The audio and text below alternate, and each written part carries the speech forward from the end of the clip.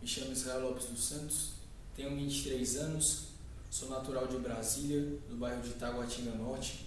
Sou paroquiano da Cristo Redentor, que também fica em Taguatinga. Sou o quarto filho de 8, faço parte das comunidades neocatecumenais, que foi onde surgiu a minha vocação.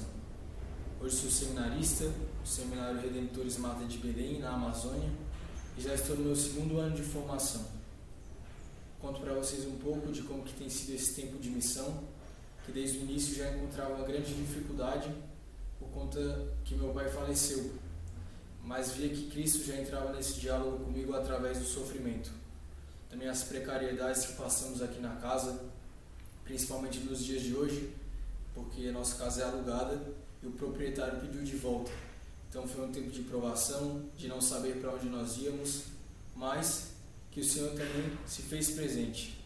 Nesses 2 anos, falo para vocês que tenho experimentado da fidelidade de Cristo. Não nos tem faltado nada e hoje também já temos um lugar para onde ir.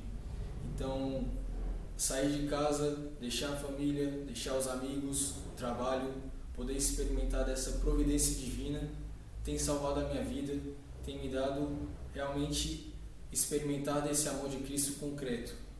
Então, peço para vocês que rezem por nós, principalmente por esse novo tempo que se abre, e conte com nossas orações.